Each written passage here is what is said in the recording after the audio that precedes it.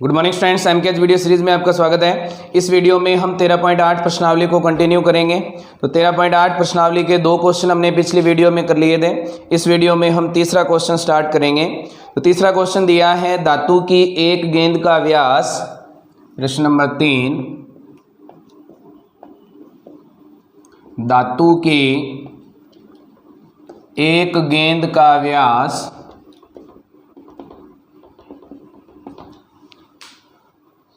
4.2 centimetre है।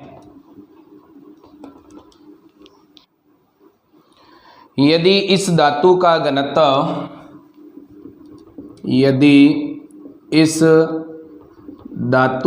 घनत्व 8.9 ग्राम प्रति सेंटीमीटर क्यूब है तो इस गेंद का द्रव्यमान ज्ञात कीजिए। इस गेंद का द्रव्यमान ज्ञात कीजिए। तो हमें कहा है गेंद का व्यास है हमारे पास 4.2 सेंटीमीटर और इसका जो घनत्व है वो है हमारे पास 8.9 ग्राम प्रति सेंटीमीटर क्यूब। तो गेंद का द्रव्यमान ज्ञात करना है। गेंद का द्रव्यमान ज्ञात करने के लिए पहले हमें इस गेंद का आयतन ज्ञात करना पड़ेगा। आयतन के लिए इसने दिया है व्यास क्या है 4.2 सेंटीमीटर। त्रिज्या कितनी हो जाएगी 4.2 बटा में 2.1 सेंटीमीटर। तो हमारे पास इसका आयतन कितना आ जाएगा, गेंद का आयतन ये हमारे पास आएगा 4/3 पाई आर की क्यूब। 4/3 गुणा पाई का मान है हमारे पास 22/7, आर का मान है 2.1 गुणा में 2.1 गुणा में 2.1। यहाँ से पॉइंट हटेगा बटा में 10, पॉइंट हटेगा बटा में 10, यहाँ से पॉइंट हटेगा बटा में कितना आ जाएगा हमारे पास 10। 7 से 21 कटेगा 3, 3 से 3 कट जाएगा। 4 को 22 से गुणा करेंगे 88, 21 को 21 से गुणा करेंगे 441 बटा में हमारे पास आ जाएगा 1000। 88 को 441 से गुणा करेंगे कितने आ जाएंगे 8, 32, 3, 35। 8, 32, 3, 35। ये जोड़ेंगे 8, 10, 1 अंसिल 7 और 1 8, 8 और 3 कितने आ जाएंगे 38,808। 38,808 बटा में हमारे पास 1000 है। 3 अंक छोड़ के दशमलव लग जाएगा, कितना आ जाएगा 38.808 सेंटीमीटर क्यूब। यहाँ से हमारे पास इसका आयतन आ गया। अब इसका द्रव्यमान ज्ञात करना है। तो द्रव्यमान के लिए 1 सेंटीमीटर क्यूब का द्रव्यमान कितना है, ये है हमारे पास 8.9 ग्राम। तो यहाँ से आयतन दिया हुआ कितना है 38.808 सेंटीमीटर क्यूब का द्रव्यमान कितना हो जाएगा 8.9 गुणा में 38.808। इनको गुणा करेंगे 9 8 72, यहाँ से 9 8 72 बच जाएंगे 7, 72 और 7 79, 7 बचेंगे, यहाँ से 27 और 7 हो जाएंगे 34। यहाँ पे 8 8 64 बच जाएंगे हमारे पास 6, 64 आ जाएंगे। 8 8 64 बचेंगे हमारे पास 6, 64 और 6 हो जाएंगे 70, 7 बचेंगे 24 और 7 हो जाएंगे हमारे पास 31। 2 11 1 अंसल, 8 और 1 9, 13 1 अंसल, 5 4 और 3 कितना आ गया 34, 53, 912। कितने अंक छोड़कर दशमलव लगना है 3 और 1, 4 अंक छोड़ के दशमलव लगेगा। तो 4 अंक छोड़ के दशमलव लगाएंगे कितना आ जाएगा 345.3912 ग्राम। ये हमारे पास इसके लिए द्रव्यमान आ गया। तो हमारा जो तीसरा प्रश्न है वो कंप्लीट हो गया। अब हम इसके लिए चौथा प्रश्न हल करेंगे। तो जो चौथा प्रश्न दिया है उसे पहले हम लिखेंगे, उसके बाद हम उसे हल करेंगे। तो चौथा प्रश्न क्या दिया है हमें,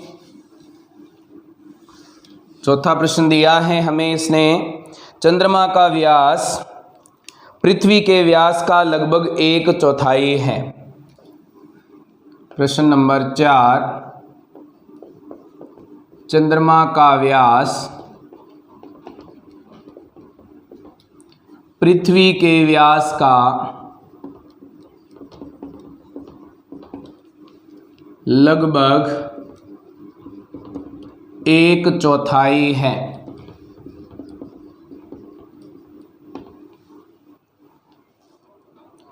चंद्रमा का आयतन पृथ्वी के आयतन की कौन सी भिन्न है? चंद्रमा का आयतन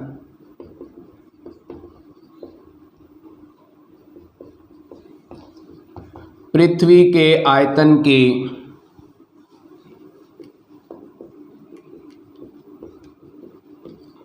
कौन सी भिन्न है? तो हमें दिया है इसने कि चंद्रमा का जो व्यास है वो पृथ्वी के व्यास का क्या है? पृथ्वी के व्यास का है ये 1/4। चंद्रमा का आयतन पृथ्वी के आयतन की कौन सी भिन्न है? तो हमें ये बताना है कि दोनों की जो चंद्रमा का आयतन है वो पृथ्वी के आयतन की कौन सी भिन्न है। कहने का मतलब दोनों का हमें अनुपात ज्ञात करना है। तो अनुपात ज्ञात करने के लिए हमारे पास जो संबंध दिया है उसके अकॉर्डिंग हम लिखेंगे। मान लेंगे कि पृथ्वी का व्यास कितना है, माना पृथ्वी का व्यास ये हमारे पास है r। त्रिज्या कितनी हो जाएगी पृथ्वी की? r/2। अब हमें पता है कि व्यास अगर 1/4 है तो इसकी त्रिज्या भी क्या होगी? इसकी 1/4। तो चंद्रमा की त्रिज्या कितनी हो जाएगी? चंद्रमा की त्रिज्या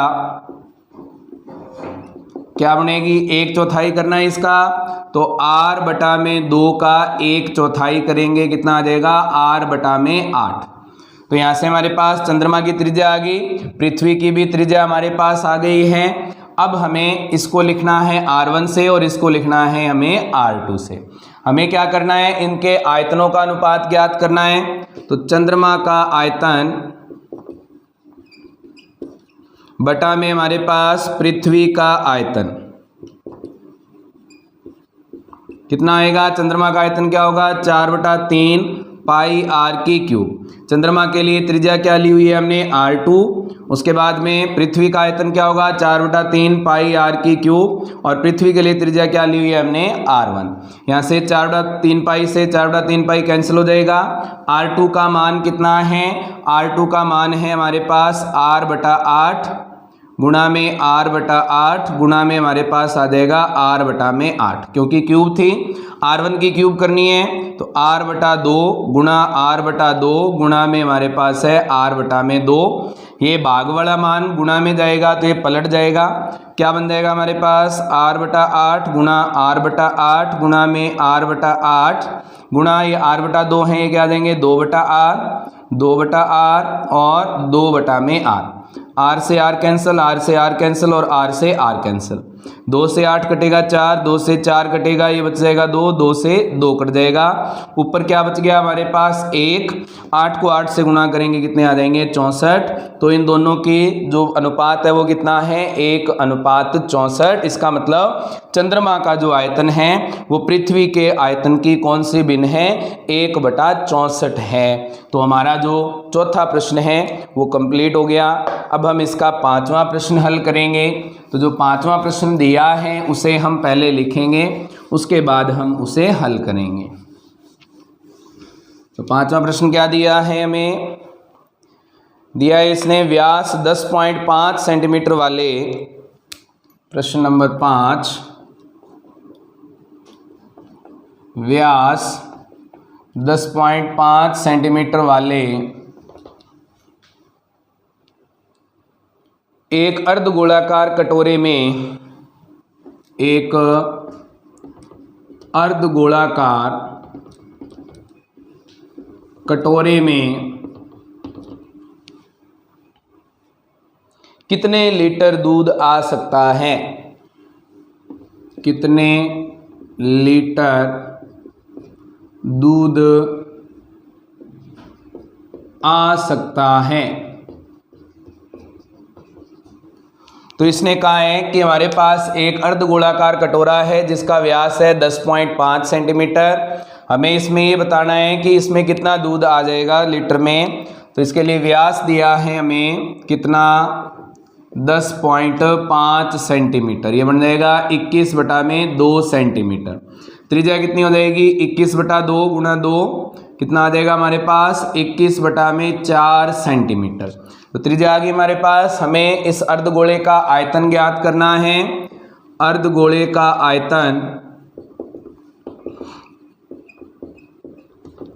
क्या बनेगा हमारे पास, अर्धगोले का आयतन क्या होता है 2/3 पाई आर की क्यूब। तो 2/3 पाई का मान 22/7, आर का मान कितना है 21/4 गुणा में 21/4 गुणा 21/4। 7 से 21 कटेगा 3, 3 से 3 कट जाएगा, 2 से 4 कटेगा 2, 2 से 22 कटेगा 11। 21 को 21 से गुणा करेंगे 441 गुणा में हमारे पास है 11 बटा में क्या बच गया 4 को 4 से गुणा करेंगे 16।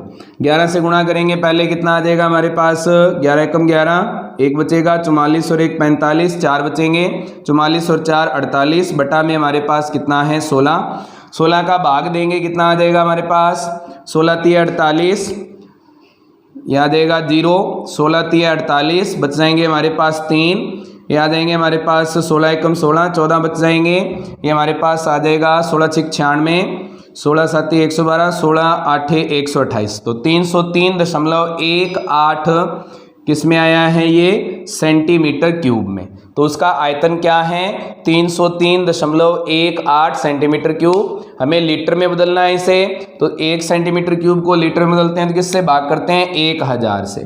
तो 1000 से भाग कर देंगे 303.18 बटा में 1000 कितना आएगा 0.30318 लीटर।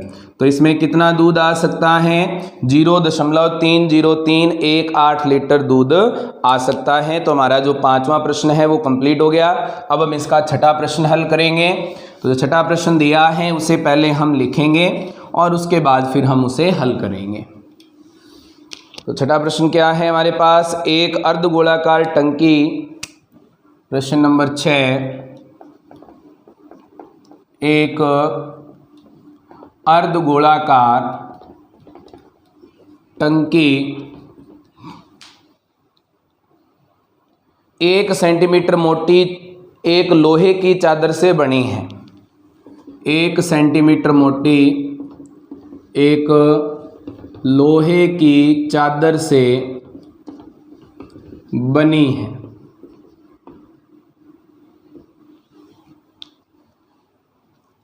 यदि इसकी आंतरिक त्रिज्या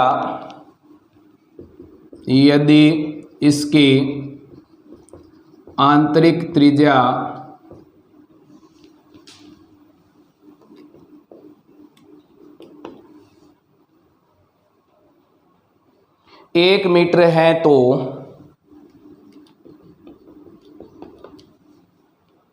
इस टंकी के बनाने में लगे लोहे का आयतन ज्ञात कीजिए।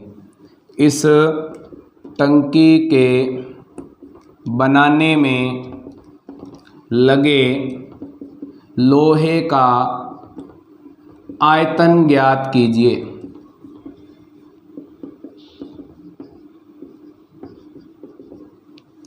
तो इसने क्या कहा है हमें, इसने कहा है कि एक अर्धगोलाकार टंकी है, 1 सेंटीमीटर मोटी एक लोहे की चादर है उससे बनी हुई है। यदि इसकी आंतरिक त्रिज्या 1 मीटर है तो इस टंकी को बनाने में लगे हुए लोहे का आयतन हमें ज्ञात करना है। तो कुछ इस प्रकार की टंकी है ये।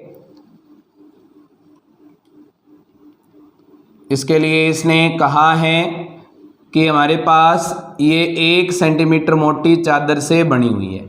तो ये हमारे पास इसकी जो मोटाई है चादर की वो कितनी है 1 सेंटीमीटर। तो ये मोटाई हमें दे दी 1 सेंटीमीटर और जो इसकी त्रिज्या है आंतरिक त्रिज्या ये हमारे पास है 1 मीटर। अब हमें क्या करना है, हमें इसके लिए जो ये धातु लगी है उसका आयतन ज्ञात करना है। तो धातु का आयतन ज्ञात करने के लिए बाहर वाले गोले के अर्धगोले के आयतन में से अंदर वाले अर्धगोले का आयतन क्या करना पड़ेगा माइनस करना पड़ेगा। तो यहाँ से हमारे पास आंतरिक त्रिज्या तो इसने दे दी, आंतरिक त्रिज्या ये है हमारे पास 1 मीटर, सेंटीमीटर में बदलें तो कितना हो जाएगा 100 सेंटीमीटर। तो इसकी मोटाई कितनी दी है इसने, मोटाई है 1 सेंटीमीटर। तो बाहरी त्रिज्या कितनी हो जाएगी, बाहरी त्रिज्या ये हमारे पास आ जाएगी 100 + 1 बराबर 101 सेंटीमीटर। तो हमारे पास बाहरी त्रिज्या आ गई। अब हमें इसके लिए ज्ञात करना है इस धातु का आयतन। तो धातु का आयतन ज्ञात करेंगे। टंकी बनाने में लगे धातु का आयतन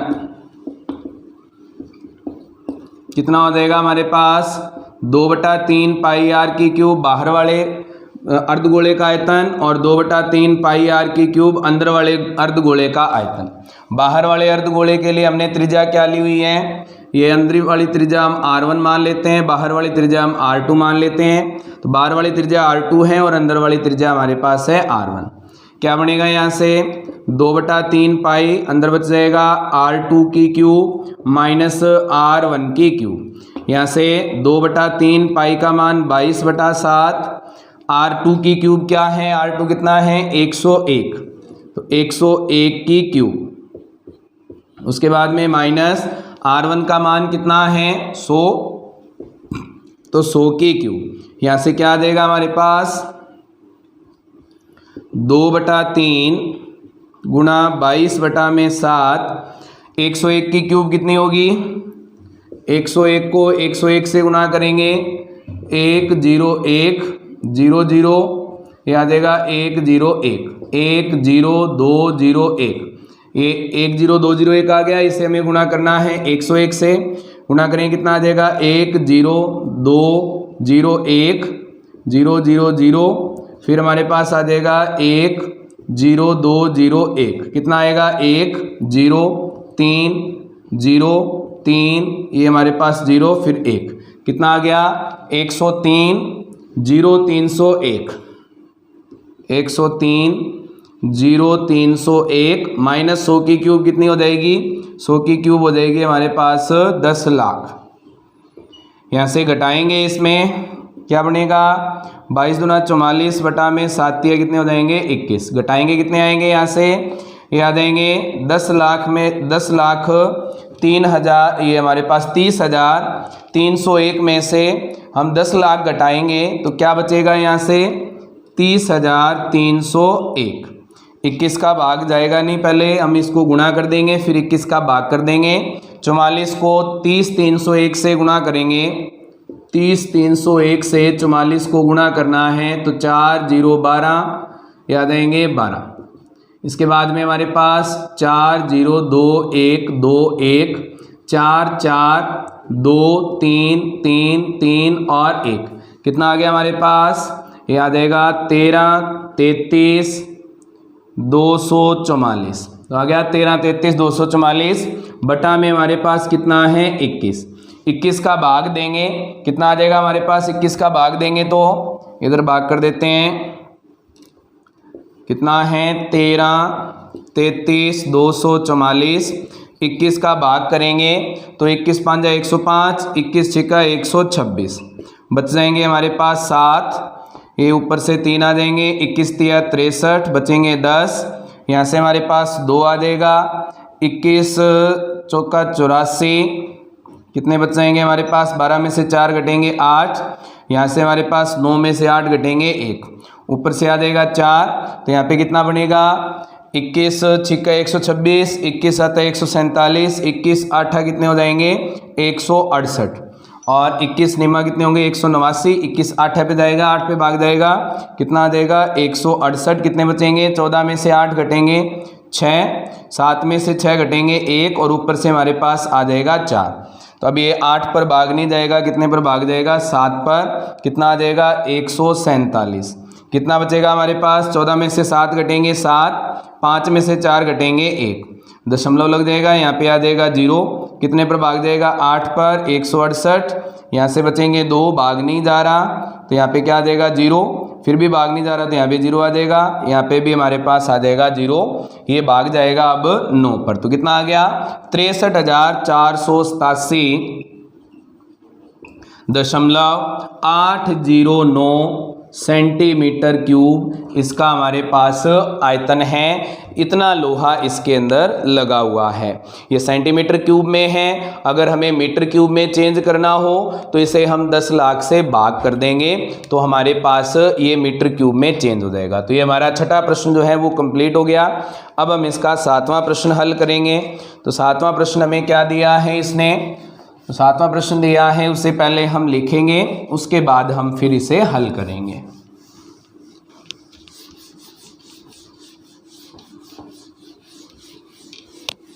तो 7वां प्रश्न क्या दिया है, उस गोले का आयतन ज्ञात कीजिए। प्रश्न नंबर 7, उस गोले का आयतन ज्ञात कीजिए जिसका पृष्ठीय क्षेत्रफल 154 सेंटीमीटर स्क्वायर है। जिसका पृष्ठीय क्षेत्रफल 154 सेंटीमीटर स्क्वायर है। तो इसने कहा है कि गोले का आयतन ज्ञात करना है और इसके लिए पृष्ठीय क्षेत्रफल दिया है इसने 154 सेंटीमीटर स्क्वायर। तो पृष्ठीय क्षेत्रफल का सूत्र क्या होता है, गोले का पृष्ठीय क्षेत्रफल कितना दिया है इसने, ये दिया है 154 सेंटीमीटर स्क्वायर। पृष्ठीय क्षेत्रफल का सूत्र 4 पाई आर स्क्वायर बराबर 154। 4 गुना पाई का मान 22/7, आर का मान हमें ज्ञात करना है बराबर 154। 7 भाग में गुणा में चला जाएगा, 4 और 22 गुणा में है भाग में आ जाएंगे। क्या देगा 154 गुणा 7 बटा में 4 गुणा में 22। 22 से 154 घटेगा 7, आर स्क्वायर बराबर 49 बटा में 4। स्क्वायर हटेगी दूसरी तरफ रूट आ जाएगी। 49 का रूट होता है 7 और 4 का रूट होता है हमारे पास 2। तो त्रिज्या कितनी आ गई 7 बटा में 2 सेंटीमीटर। हमें इसका आयतन ज्ञात करना है। तो गोले का आयतन सूत्र क्या होता है, 4/3 पाई आर की क्यूब। 4/3 गुणा पाई का मान 22/7, आर का मान कितना है हमारे पास 7/2 गुणा 7/2 और गुणा में 7/2। यहाँ से 7 से 7 कैंसिल हो जाएगा, 2 से 4 कटेगा 2, 2 से 2 कट जाएगा, 2 से 22 कटेगा, कितने आ जाएंगे हमारे पास 11। 11 को 7 से गुणा किया 77, 77 को 7 से गुणा करेंगे 49 और 4 53 बटा में हमारे पास कितना है 3। 3 का भाग देंगे कितना आ जाएगा, 3 एकम 3, 2 बचेंगे, 7 तिया 21, 2 बच जाएंगे, 9 तिया 27, 2 बचेंगे 6 और 6 सेंटीमीटर क्यूब। तो इसका आयतन कितना है 179.66 सेंटीमीटर क्यूब। तो ये हमारे पास 7वां क्वेश्चन था, वो हल हो गया। अब हम इसका 8वां प्रश्न हल करेंगे। तो जो 8वां प्रश्न हमें दिया है उस 8वें प्रश्न को पहले हम लिखेंगे और उसके बाद हम उसे हल करेंगे। तो 8वां प्रश्न क्या दिया है आपको, किसी भवन का गुंबद एक अर्धगोले के आकार का है। प्रश्न नंबर 8, किसी भवन का गुंबद एक अर्धगोले के आकार का है।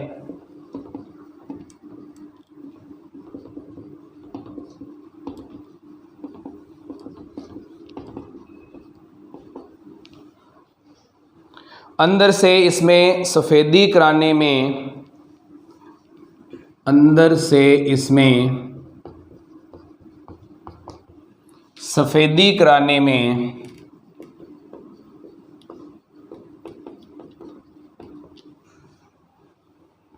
498.96 रुपये, 498.96 रुपये व्यय हुए।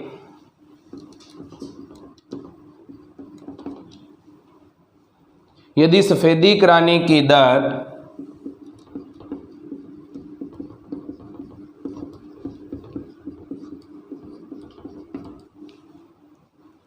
2 रुपये प्रति वर्ग मीटर है तो ज्ञात कीजिए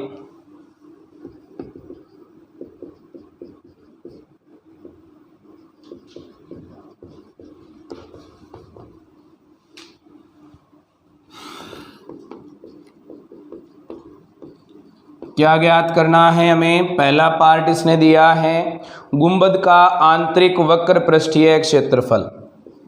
गुंबद का आंतरिक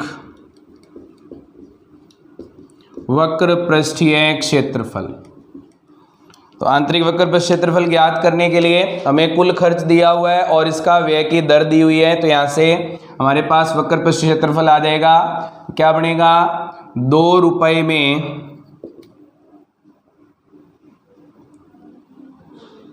सफेदी होती है। कितने क्षेत्रफल पर? 1 वर्ग मीटर पर। 1 रुपए में सफेदी होगी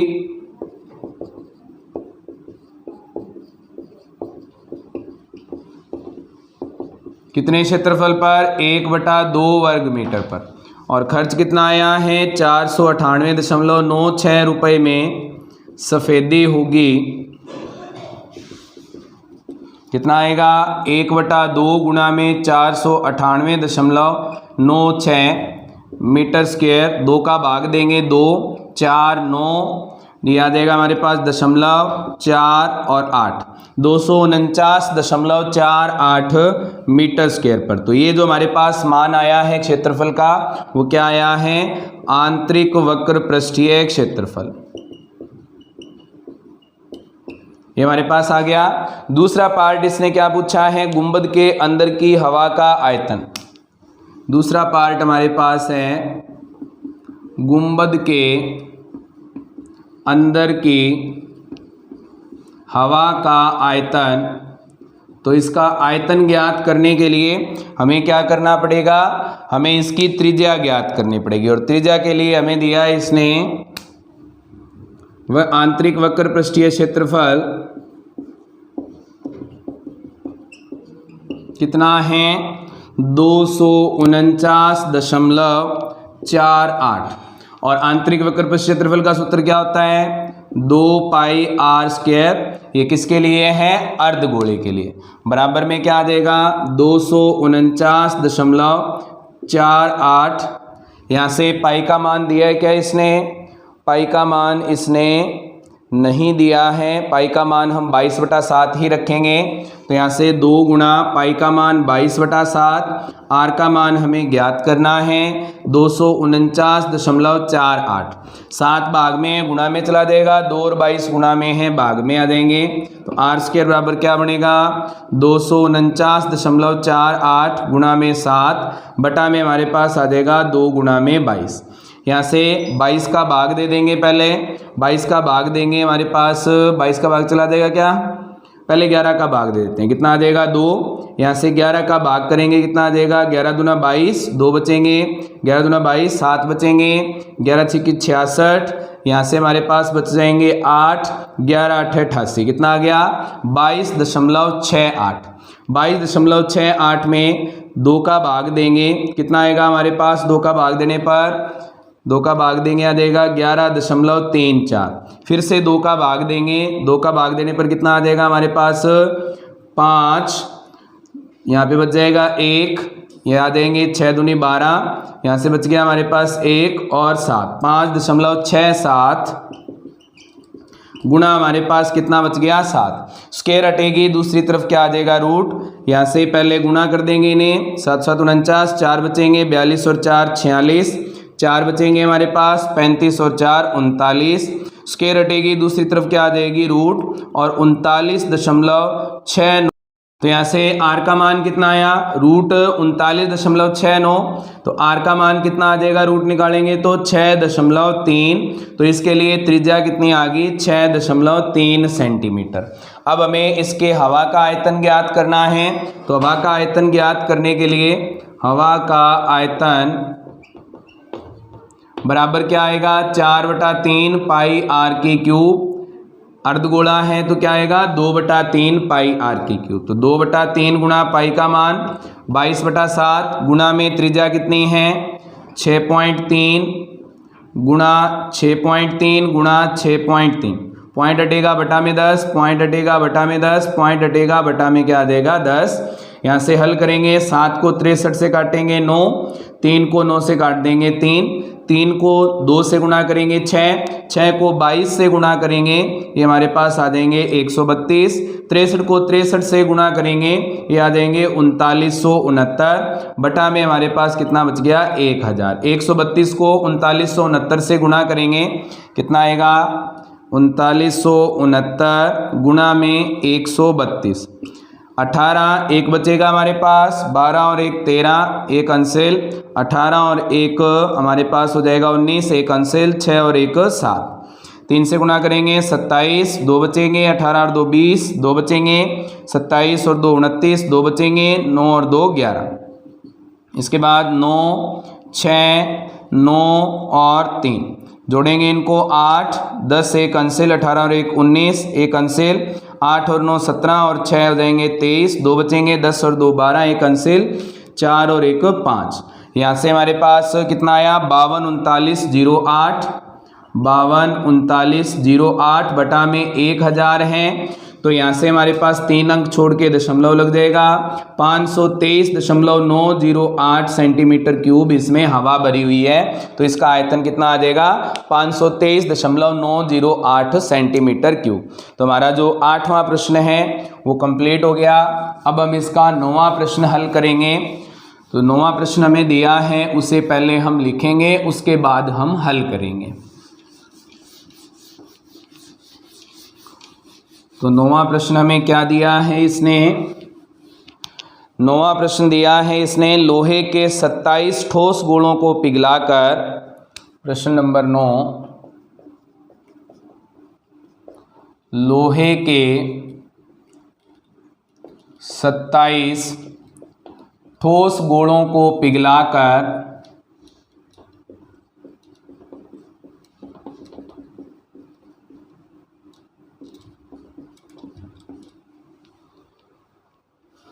जिनमें से प्रत्येक की त्रिज्या r है, जिनमें से प्रत्येक की त्रिज्या r है और पृष्ठ का क्षेत्रफल s है, और पृष्ठ का क्षेत्रफल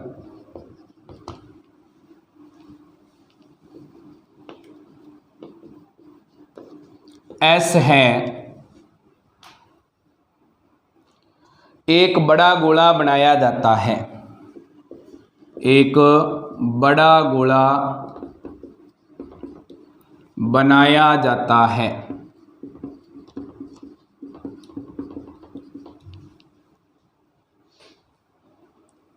जिसका पृष्ठीय क्षेत्रफल S डैश है, जिसका पृष्ठीय क्षेत्रफल S डैश है। ज्ञात कीजिए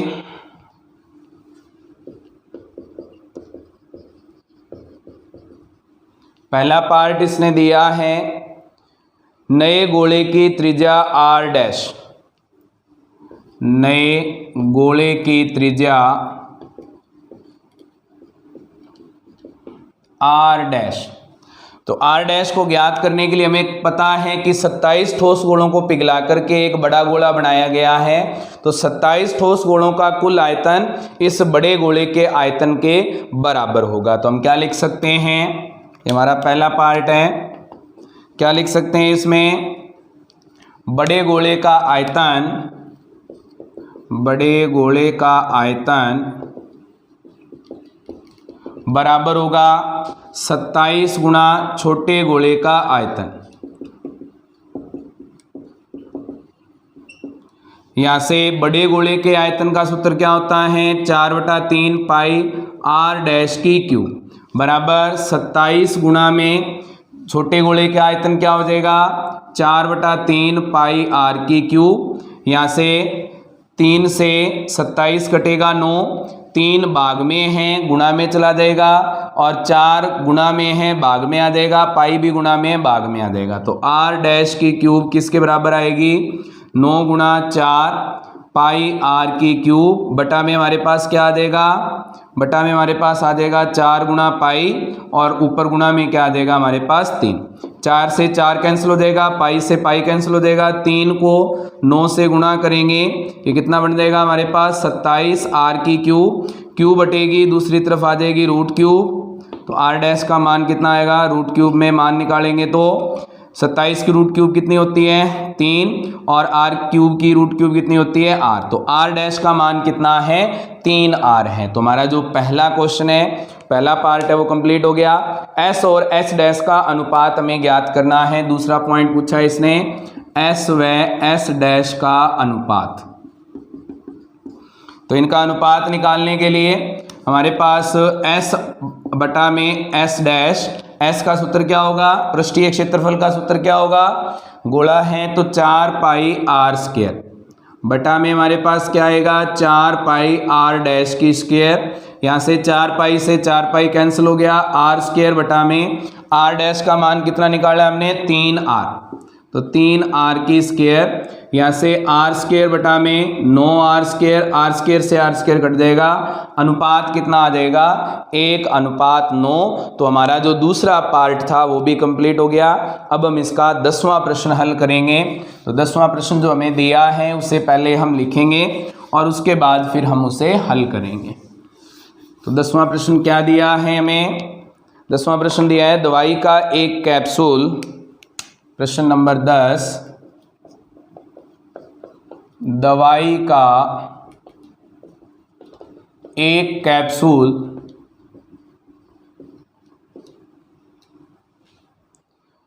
3.5 मिलीमीटर व्यास का एक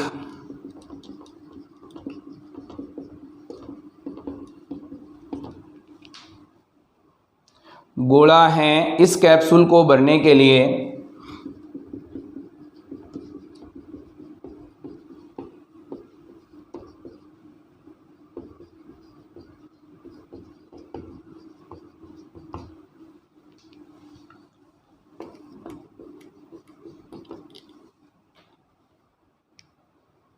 कितनी दवाई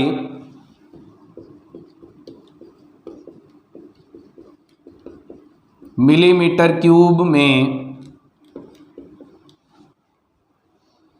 की आवश्यकता होगी।